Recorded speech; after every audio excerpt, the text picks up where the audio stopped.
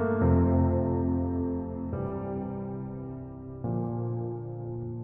think it's time. Let's start. Thank you, Kamong, for joining the webinar. And my name is Weijia Li. I'm the director of the Global Higher Education Master's Degree Program at UW-Madison. Yes, you are the only audience tonight, although I think there are more than 10 people who have registered for the webinar. So I have to go through the presentation because this webinar will be recorded, and so that the registered participants will get a chance to watch the recording. But I will make sure that you will have sufficient time to ask me any questions you have.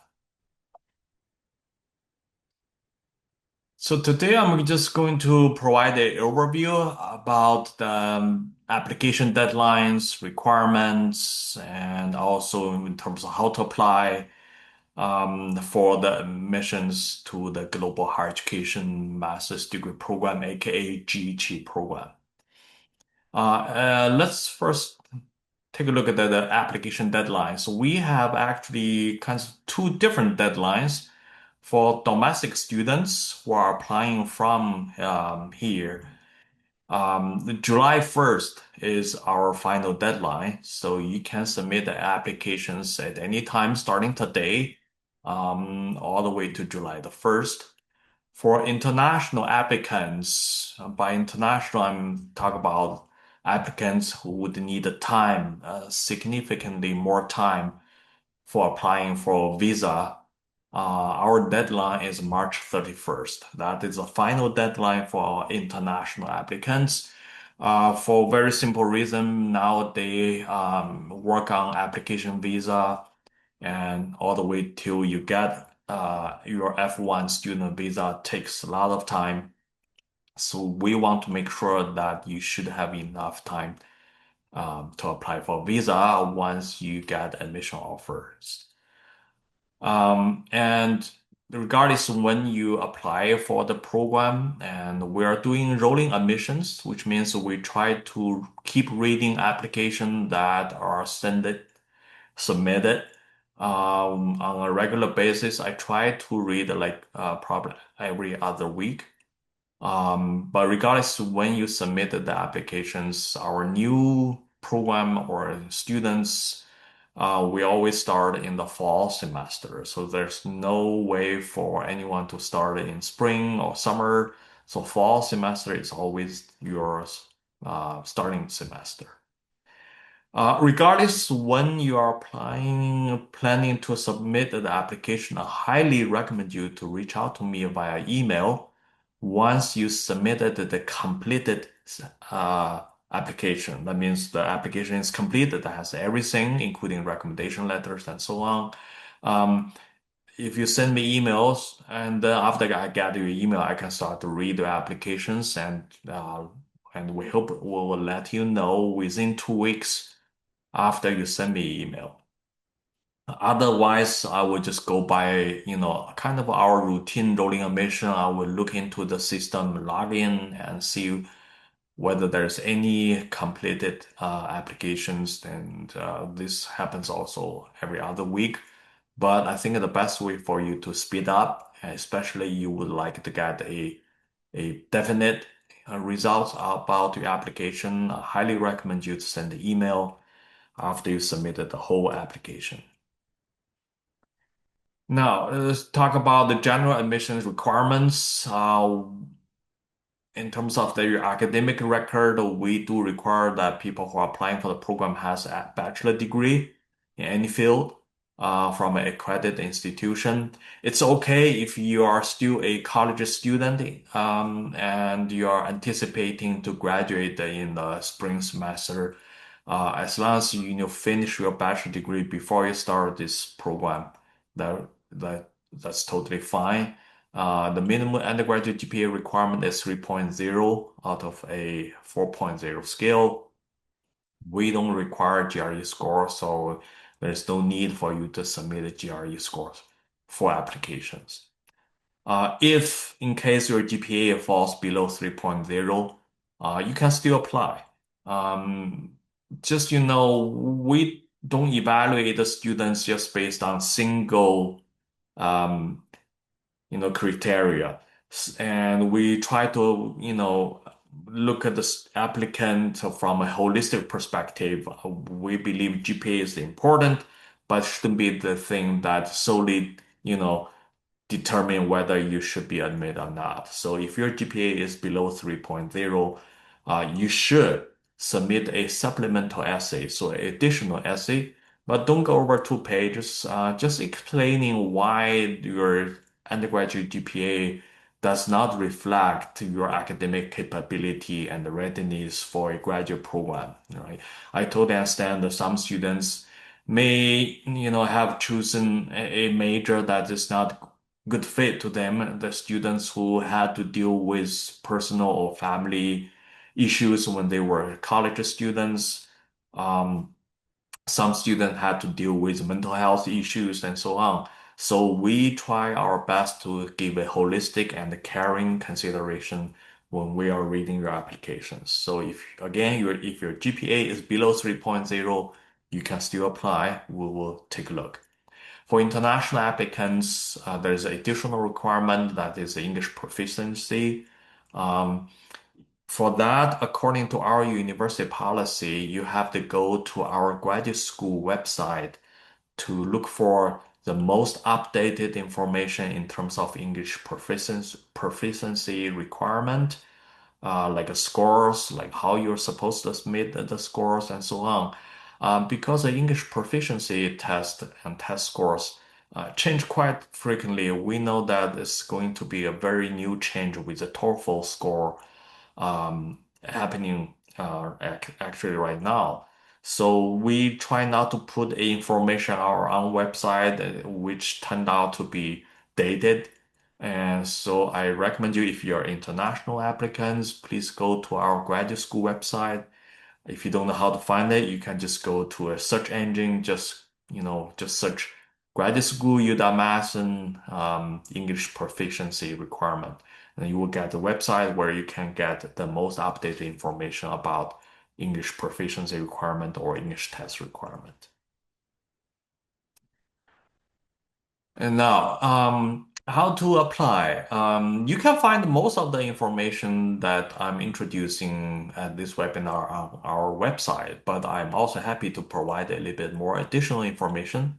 First of all, you need to know that you have to submit everything using the online portal provided and managed by our graduate school. It's like, you have to open an online account.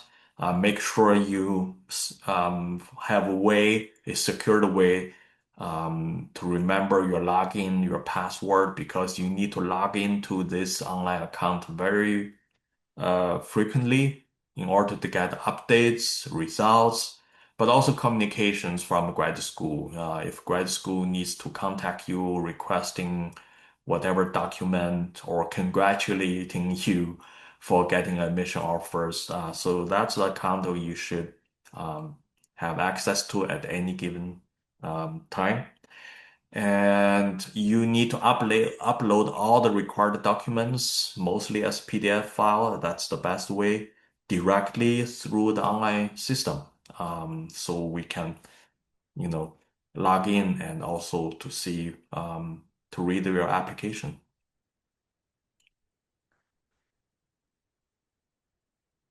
Um, One thing I hear, I just want to emphasize because I saw some applicants, maybe was too busy to pay attention to those instructions. So that's why I want to emphasize again. So when you are filling the online form, the online application form, you will be asked to choose which semester you would like to enroll. Please make sure you have to choose fall semester. Like I said previously, the GC program starts only in fall semester. Okay. And also because if you choose other semesters, I won't be able to save your application. So the system will only allow me to read applications, um, for fall semester. So make sure you choose fall semester as the only option. And then the system will ask you which program you're choosing.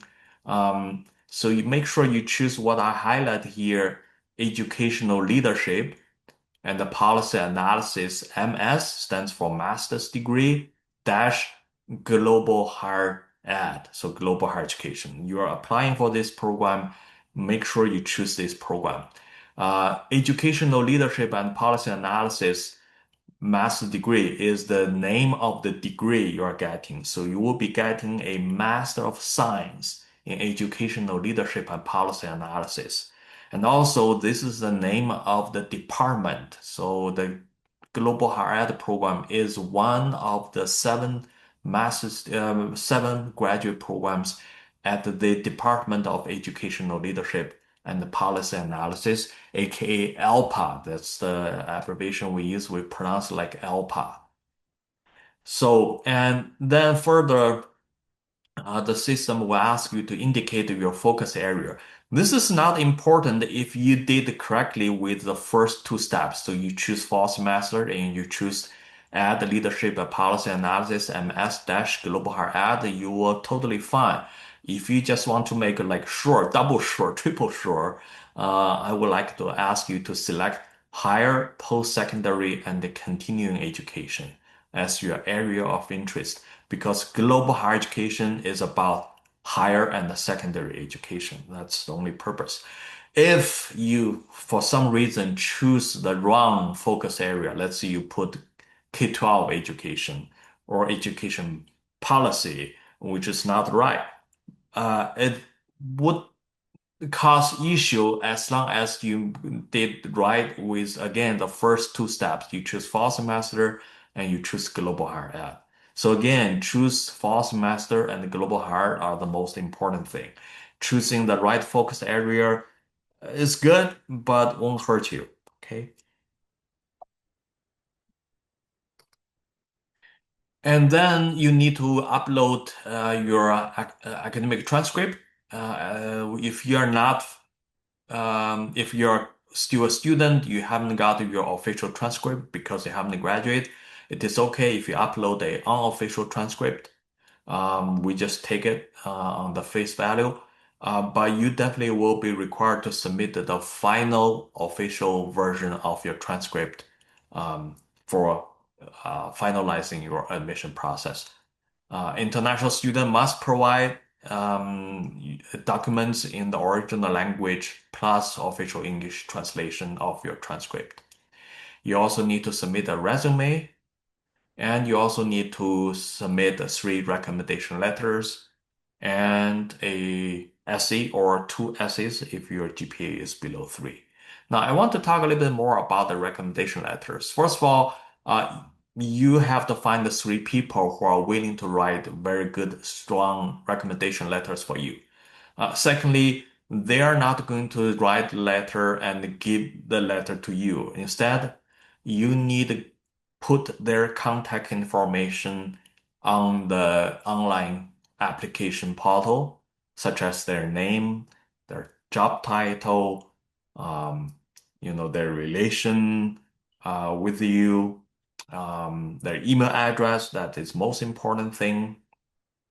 And the system then will send email to those three people using the email address that you provided for the three people. So each of them will get email from UW Graduate School, ask them to submit their recommendation letters on your behalf. So the email will come with a link. Those three people need to click the link and log into the system and then upload the letter as a PDF format. Okay, as PDF format. And at the same time, they will be asked to fill out a very short survey assessing, your skills and your qualifications in general. The very, very short essay won't take more than 5 to 10 minutes for the three people writing recommendation letters for you. Now, in terms of who should write letters for you, my recommendation would be ideally, among the three letters, there should be at least one letter testifying about you as a student, so mostly about your academic performance, skills of learning, and so on. Ideally, it would be great if there's a letter can telling a little bit more about your professional skills, your organizational skills, your leadership skills. I said ideally it doesn't have to be. Um, but I also want you to know that you don't have to ask three professors to write the letters for you. For many of my former students, what they did is like they asked one or two professors that they had when they were undergrad students to write letters. Then they asked their supervisor when they were, employee of whatever organization or when they were doing internship, they had a supervisor to write also a letter. So the letters, basically what I'm saying is the letters don't have to be all come from professors. Anyone who can help me to understand you better, are good letters. Now, I want to emphasize how to write the reason for study essay. As you know, this is probably the most important document for your application, but also for us to make a decision about admissions. So, first of all, I want to emphasize we purposefully didn't say on our website how many words you should write for your essay. Okay, we don't have any specific word limits. We're doing this because we believe everyone is different. You're all coming from a different social background, cultural background, even from different countries, different schools, different majors. Although you're interested in global higher education or international education, doesn't mean you're interested in the same subject for exactly the same reasons. It also doesn't mean that you have exactly the same career goals, vision of the future, and so on. And we are also more important, we also believe that everyone has their own style, their own way to express their ideas. So I think it's doesn't make sense to ask everyone to write essay that has exactly the same length. So you decide how you want to present yourself in the essay. So that's why we don't recommend like how many words you should write. But generally speaking, 2 pages are okay, 3 pages are okay, 4 pages may be too much. But again, I respect, if you have really some unique experience or stories to share. So again, we don't have specific word limit. I said 2 pages okay, 3 pages okay. It's not because I think it's okay. It's because most of the applicants so far in the past 14 years typically wrote like 2 pages or 3 pages. That's, I would say, most common. Now, when you are writing the essay and presenting the essay, please do make sure that you are following this guideline. You can find this guideline on our website. So please follow strictly this guideline. First of all, I want you to put a header on the essay. Just write Global Higher Education Master Degree Program. Okay, almost like title or better to say header. And then in your opening paragraph, in the first paragraph, do mention clearly that with this essay, you are applying for a global higher education master degree program. Okay. So don't let me guess after 2 or 3 paragraphs what program you're applying. Okay. Don't let me guess. Write in your first paragraph very clearly you're applying for the global higher ed program. And then please feel free to help me understand, your motivation, your background, why you are applying for this program, how your cultural, social, personal background enable you or help you develop interest in global higher education or international higher education, and what you want to do in the future. What also very important, what do you expect from me, from the global higher ed program? What you want to learn. How can I support you? How can I help you? What the program could do for you? Okay. For me, this is very important because the way how you talk about your expectation help me understand whether you have a accurate, reasonable understanding about the program, right? So if your expectation is getting the degree will help me become a rich person, then probably this is not a good program for you, right? This is not a uh, I don't know, MBA program. No, I don't know. So have some uh, good understanding about the program, and also based on that, have some, expectation, and let me know what I can do for you, what the program can do for you. This is very important for me to understand. Um, Last but not least, actually, to a great extent, this is very important for me to understand. Um, your motivation and the readiness for the program is namely, I would love to see that you can write a little bit more about your anticipated contribution to the program. So if you got admitted, you will join a cohort of 10, 15 students. What you can contribute to that cohort, what you can do to support them, to support each other. Are you willing to collaborate, right? Are you willing to work together to create a sense of belonging to everyone in the learning community?